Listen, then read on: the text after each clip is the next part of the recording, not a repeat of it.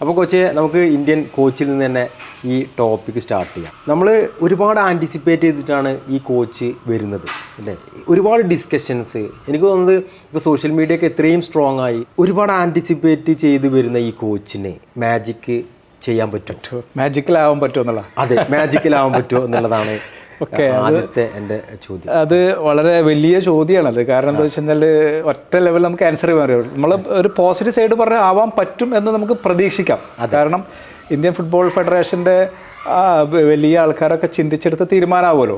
പക്ഷെ നമുക്ക് നമ്മുടേതായ ഒരു ആംഗിൾ ഉണ്ട്.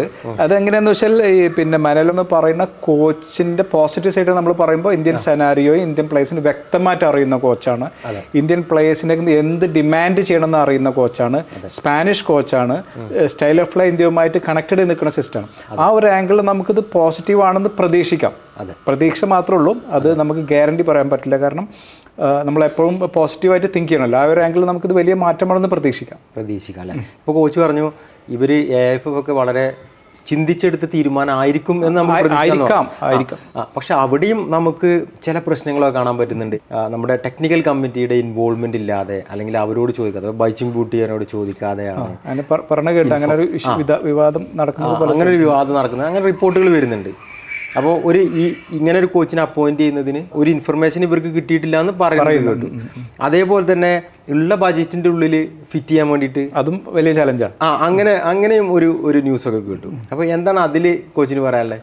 അതായത് നമ്മൾ ഇപ്പോൾ നമ്മൾക്ക് ഇന്ത്യൻ ഫുട്ബോൾ ഫോളോ ചെയ്യുന്ന വർഷം നമ്മൾ ആദ്യമായിട്ട് നിങ്ങൾ മുസബായി പറഞ്ഞതുപോലെ ഇത്രയും വെയിറ്റ് ചെയ്യുന്നത് ആരാണ് നാഷണൽ ടീമിൻ്റെ കോച്ച്, ആരാണ് വരുന്നത്, നമുക്കൊരു ആകാംക്ഷ ഉണ്ടാക്കുന്ന ആദ്യമായിട്ടാണ് നമ്മൾ ഫോളോ ചെയ്യുന്ന ആളെന്നല്ല.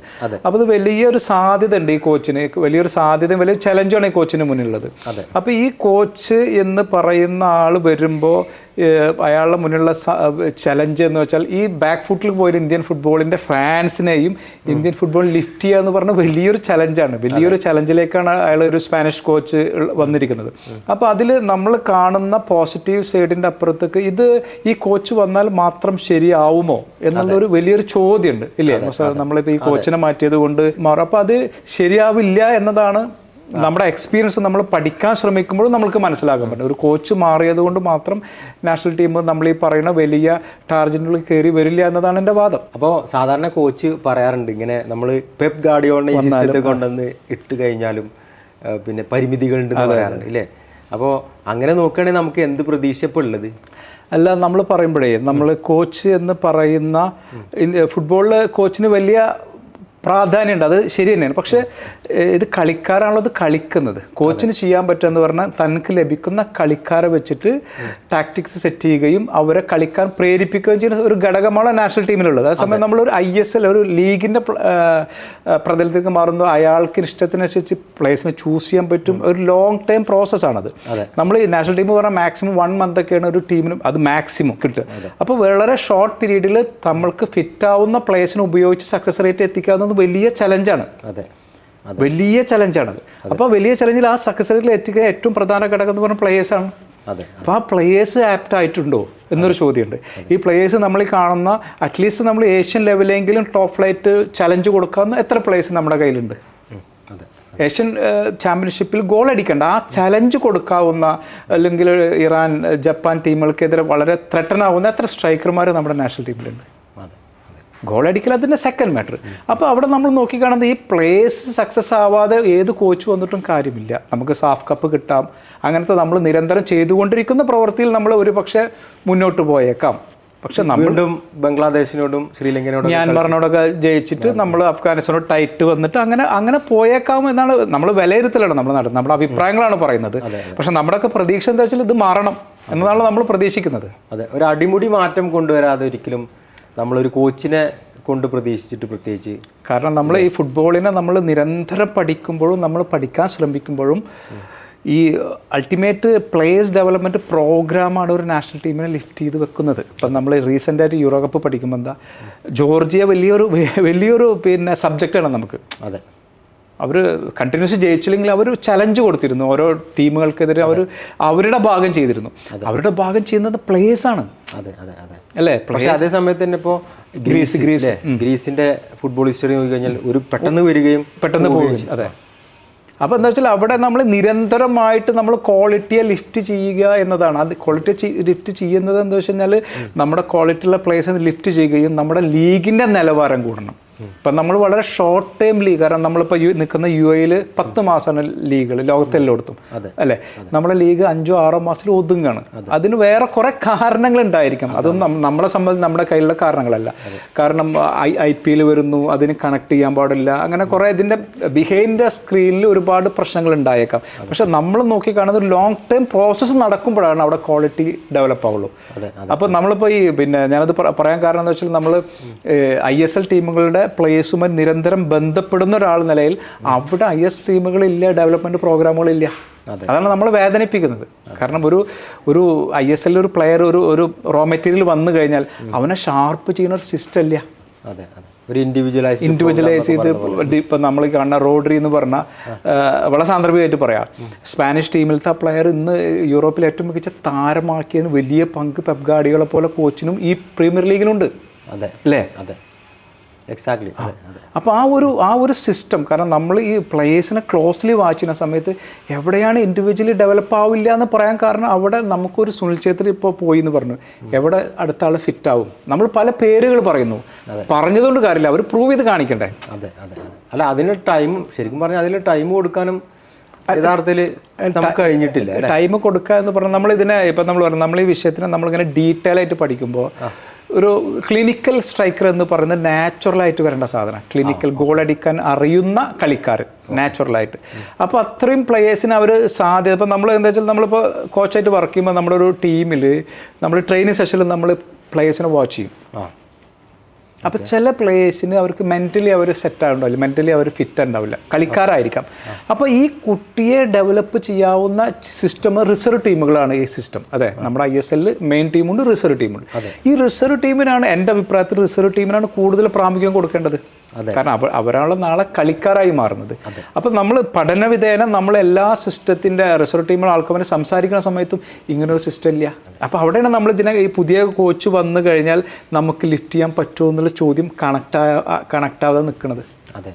അല്ല, ഞാനേ ഇത് ചോദിക്കാനുള്ള വേറൊരു കാരണം കൂടി ഉണ്ട്. ഇപ്പം ഒരു ട്രാൻസിഷൻ, എല്ലാ പൊസിഷനും ഒരു ട്രാൻസിഷൻ പീരീഡ് വേണം അല്ലേ. നമുക്ക് ആ ഒരു ട്രാൻസിഷൻ പീരീഡും ശരിക്കും ഈ സ്ട്രൈക്കർ പൊസിഷന് കിട്ടിയിട്ടില്ല. ഇല്ലല്ലോ. അതായത് ഒരാൾക്ക് ഒരു അവസരം കിട്ടി, അവനത് ചെയ്തു വന്ന്, അതല്ലേ. അതന്നെ. അപ്പോൾ അതുമില്ല. ഇനിയിപ്പോൾ എനിക്ക് തോന്നുന്നു അതൊക്കെ ഒരു സീറോന്ന് തുടങ്ങേണ്ട ഒരു പൊസിഷനാണ് അല്ലേ. അത് മാത്രമല്ല, നമ്മൾ ഈ പറയുന്ന പലപ്പോഴേ ഈ സന്ദേശ് ജിങ്കൻ സെൻറ്റർ ബാക്ക് കളിക്കുമ്പോഴേ സാധാരണ മലയാളികൾ പറഞ്ഞത് ഞാൻ കേട്ടിട്ടുണ്ട്, വേറെ എത്ര പ്ലേസ് ഉണ്ട്, ഇയാളെന്താ കളിപ്പിക്കുന്നത് എന്നുള്ളൊരു നമുക്കിങ്ങനെ ആൾക്കാരെ നമ്മൾ ഡിസ്കഷൻ ചെയ്യുമ്പോൾ നമ്മൾ മുസ്തഫ കേട്ടിട്ടുണ്ടാവും, ഇയാൾ എന്താ ഇയാളടി. അപ്പോൾ എന്താ വെച്ചാൽ നമ്മൾ ഈ പറയുന്ന ഒരു ആദ്യം ഒരു കോച്ച് നോക്കുക, ഈ ബിൽഡപ്പ് പ്ലേയുടെ അപ്പുറത്തേക്ക് ഇയാൾക്ക് ഡിഫെൻസീവ് ക്വാളിറ്റി എന്താ ആദ്യം നോക്കുക. കാരണം നമ്മൾ ഡിഫൻഡറാണല്ലോ. ഇയാൾ ഡിഫെൻസിൻ്റെ പുറത്തേക്ക് ഇയാൾ ബിൽഡപ്പ് ക്വാളിറ്റി ഉള്ളത് കൊണ്ട് മാത്രം ഇയാളെ ഡിഫെൻസിലേക്ക് ഒരു കോച്ച് എടുക്കണം എന്നില്ല. കാരണം നമ്മുടെ പ്രൈം ഒബ്ജക്റ്റീവ് ഡിഫെൻഡ് ചെയ്യുക എന്നുള്ളതാണ്. അപ്പോൾ ആ പ്രൈമറി ഒബ്ജക്റ്റീവിൽ ഇയാൾ ഡിഫെൻഡ് ചെയ്യുന്ന ഒരു ബിൽഡപ്പ് പ്ലെയർ വന്നാലല്ലേ കോച്ച് ഇത് ചൂസ് ചെയ്യുള്ളൂ. അപ്പം അൻവർ അലിയാണ് അതിന് വേറെ ഉദാഹരണം. അൻവർ അലി നന്നായി കളിക്കുന്ന ഒരു സെൻറ്റർ ബാക്കാണ്. പക്ഷെ ഒരു അൻവർ അലി അല്ല, 10 അൻവറിൽ വന്നാലാണ് കോച്ചിന് സ്യൂട്ടബിളായ പ്ലേസിനെ അയാൾക്ക് സ്വിച്ച് ചെയ്യാൻ പറ്റുള്ളൂ. കോമ്പറ്റീഷനും വരുള്ളൂ. കോമ്പറ്റീഷൻ ഇല്ലല്ലോ. കോമ്പറ്റീഷൻ പറഞ്ഞാൽ നമ്മൾ നോക്കുന്നത് നാഷണൽ ലീഗിനെ മാറ്റി വെച്ച് നമ്മൾ ISLക്ക് നോക്കണം, അല്ല I ലീഗിലേക്ക് നോക്കണം. അവിടെ നിന്നുള്ള പ്ലേയേഴ്സ് നാഷണൽ ടീമിലേക്ക് അല്ല കോച്ചുമാർക്ക് എല്ലാ ലീഗിലും പോയിട്ട് കോച്ചുമാർക്ക് വാച്ച് ചെയ്യാൻ പറ്റില്ല. അപ്പം നമ്മൾ ISL കാണുന്നു, ഓക്കെ, എൻ്റെ സിസ്റ്റമുള്ള ഇപ്പോൾ മാനുവൽ അയാളൊരു സിസ്റ്റം നമ്മൾ ഗോവയെയും നമ്മൾ ഹൈദരാബാദിനെ പഠിക്കുമ്പോൾ വളരെ കാമായിട്ട് വളരെ ഓർഗനൈസ് ചെയ്ത് പന്ത് കളിക്കുന്ന ഒരു കോച്ചാണ്, കളിപ്പിക്കുന്നൊരു കോച്ചാണ്. കാരണം അയാൾ പ്രൂവ് ചെയ്തിട്ടുള്ളതാണ്. അപ്പോൾ അയാൾക്കൊരു ആംഗിൾ ഉണ്ടായിരിക്കും, എൻ്റെ പ്ലേയേഴ്സ് എങ്ങനെ കളിക്കണം. അപ്പോൾ അയാളുടെ സിസ്റ്റമുള്ള അഡാപ്റ്റ് ചെയ്യുന്ന പ്ലേയേഴ്സിനോട് സെലക്ട് ചെയ്യുക. പക്ഷെ നമ്മുടെ കണ്ണിൽ വേറെ ആയിരിക്കും, കോച്ചിൻ്റെ കണ്ണിലും എൻ്റെ കണ്ണിലും പിന്നെ വേറെ ആയിരിക്കും. പക്ഷെ ഇയാളുടെ കണ്ണിൽ വേറെ ആംഗിളായിരിക്കും കാണുക. പക്ഷെ നമ്മളിതൊക്കെ നോക്കിയിട്ട് ഈ ടീം എന്ത് ചെയ്യുന്നു, അവർ ക്വാളിഫൈ ചെയ്യുന്നുണ്ടോ, ഇതിനെ നോക്കിയിട്ടാണ് നമ്മൾ അഭിപ്രായം പറയുന്നത്. ഇതിന് നിലവാരം കൂടുന്നുണ്ടോ, ഇതിന് നിലവാരം കൂടാൻ ഈ കോച്ച് എങ്ങനെയാണ് ഇതിനെ അഭിമുഖീകരിക്കുന്നത്, ഈ വിഷയമാണ് നമ്മൾ പഠിക്കേണ്ടതും മനസ്സിലാക്കേണ്ടതുമായ കാര്യങ്ങൾ. എന്താണെങ്കിലും നമുക്കും ഒരു ശുഭാപ്തി വിശ്വാസം പ്രകടിപ്പിക്കാൻ അത്രേ ഉള്ളൂ ഇതിൽ. ഈ കാര്യത്തിൽ നമുക്ക് ഉറപ്പ് പറയാൻ പറ്റില്ല, ഒന്നും ഉറപ്പ് പറയാനും പറ്റില്ല. മാത്രമല്ല നമ്മുടെ ഇതുവരെ വന്നിട്ടുള്ള എറേഴ്സിൽ നിന്നുള്ള അവരെന്തെങ്കിലും ലെസൺസ് പഠിച്ചോന്ന് നമുക്കിപ്പോഴും കാണാൻ പറ്റുന്നില്ല AFFന്റെ ഭാഗത്തു നിന്നാണെങ്കിലും. ഒരു കാര്യം കൂടി പറയാം, എന്താണെന്ന് വെച്ചാൽ നമ്മൾ ഈ ഇപ്പം ഞാൻ ഈ അടിസ്ഥാനപരമായിട്ട് പ്ലേയേഴ്സ് ഡെവലപ്മെൻറ്റിൽ വർക്ക് ചെയ്യുന്ന ഒരു കോച്ചാണ്. അപ്പം നമ്മൾ ഈ ഇപ്പം നാഷണൽ ടീമിൽ കഴിഞ്ഞ തവണ ഒരു പ്ലെയർ പുറത്തായി, മലയാളി പ്ലെയറാണ്. ഓക്കെ. അപ്പം ഞാൻ ഈ സ്റ്റാഫുകളുമായിട്ട് ബന്ധപ്പെട്ട് ചോദിച്ച് എന്താണ് കോച്ച്, ആ പ്ലെയർ നല്ല പ്ലെയറാണല്ലോ. അപ്പോൾ അയാൾ പറഞ്ഞു ആ പ്ലെയർ ടെക്നിക്കലി ഗുഡാണ്, അയാൾ മെൻ്റലി ഫിസിക്കലി ഫിറ്റ് അല്ല എന്നാണ് എനിക്ക് കോച്ചിങ് സ്റ്റാഫുകളുടെ ഇടയിൽ നിന്ന് എനിക്ക് കിട്ടി വരും. നമ്മളിതിനെങ്ങനെയാണ് പഠിക്കേണ്ടത്?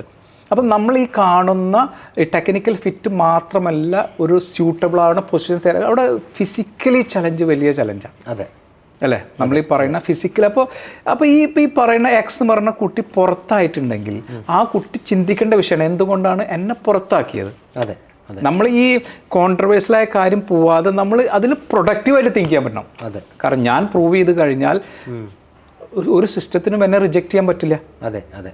മാറ്റി നിർത്താം കുറച്ച് കാലത്തിന് ശേഷം, അല്ലേ? അതിൻ്റെ ക്വസ്റ്റ്യൻസ് വരും, അവിടെ ക്വസ്റ്റ്യൻ വരും. നിങ്ങൾ നിരന്തരം പ്രൂവ് ചെയ്യുമ്പോൾ അവിടെ ക്വസ്റ്റ്യൻസ് വന്നുകൊണ്ടിരിക്കും. ഈവൻ നമ്മൾ വരെ ചോദിക്കും, ആ പ്ലെയർ നന്നായി ചലഞ്ച് ചെയ്യുന്നുണ്ട്, നന്നായി കളിക്കുന്നുണ്ടല്ലോ. അപ്പോൾ ഇതാരാ പഠിക്കേണ്ടത്? ഇത് പ്ലേയേഴ്സാണ് പഠിക്കേണ്ടത്. നമ്മുടെയൊക്കെ സുഹൃത്ത് ഒരു തവണ നാഷണൽ ടീമിൽ ക്യാമ്പിൽ വന്നിരുന്നു, പുറത്തു പോയി. എന്തുകൊണ്ട് ഞാൻ പുറത്തു പോയി? നിങ്ങൾ ഇതിൻ്റെ കോൺട്രവേഴ്സി സൈഡിലേക്ക് പോകല്ലേ? എനിക്ക് ടീം വരണം, എനിക്ക്. അപ്പോൾ എൻ്റെ ഭാഗം ഞാൻ പഠിക്കുമ്പോഴാണല്ലോ ഞാൻ ഇമ്പ്രൂവ് ആവുന്നത്. അങ്ങനത്തെ ഒരു ഇമ്പ്രൂവ്മെൻറ്റ് നമ്മൾ പ്ലേയേഴ്സുമായിട്ട് ബന്ധപ്പെടുമ്പോൾ അത് കാണാനില്ല. അല്ല, അത് ഒന്നാമത് നമ്മുടെ സിസ്റ്റത്തിൻ്റെ ഒരു സിസ്റ്റം, ആ ഒരു എഡ്യൂക്കേഷൻ പ്ലേയേഴ്സിന് കൊടുക്കണ്ട. അവിടെയാണ് നമ്മൾ പറയുന്നത്. നമ്മൾ ഈ പറഞ്ഞ പ്ലേയേഴ്സ് എഡ്യൂക്കേഷനെ കുറിച്ച് നമ്മൾ മുൻ വീഡിയോയിലൊക്കെ ചെയ്തിട്ടുണ്ട്. നമ്മൾ ഈ പ്ലേയേഴ്സിനെ എഡ്യൂക്കേറ്റ് ചെയ്തുകൊണ്ടിരിക്കണം. അവർക്കൊരു സ്വയം ബോധ്യം വരാം, ഞാൻ ആരാണ്, എനിക്ക് എവിടെയാണ് സെറ്റാൻ പറ്റും. ഒരു കോച്ച് നിങ്ങളെ പുറത്താക്കിയാൽ നിങ്ങൾ ഇന്ന് ചിരിക്കണം, ഓക്കെ വെയിറ്റ്, ഞാൻ എൻ്റെ ടൈം വരുമെന്ന് എനിക്ക് ഉറപ്പ് വരണം. അതെ. ആ ഉറപ്പ് വരണം, എനിക്ക് എന്നെക്കുറിച്ച് വ്യക്തമായ ധാരണ വേണം.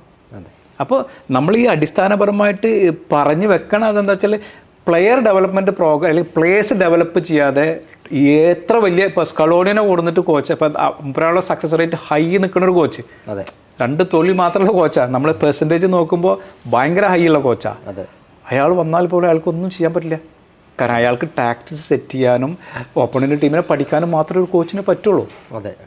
ചെയ്യേണ്ടത് നമ്മുടെ കളിക്കാരാണല്ലോ. അപ്പോൾ കളിക്കാർ ഡെവലപ്പ് ചെയ്യാതെ ആര് വന്നിട്ടും കാര്യമില്ല എന്നതാണ് നമ്മുടെ പോയിന്റ്.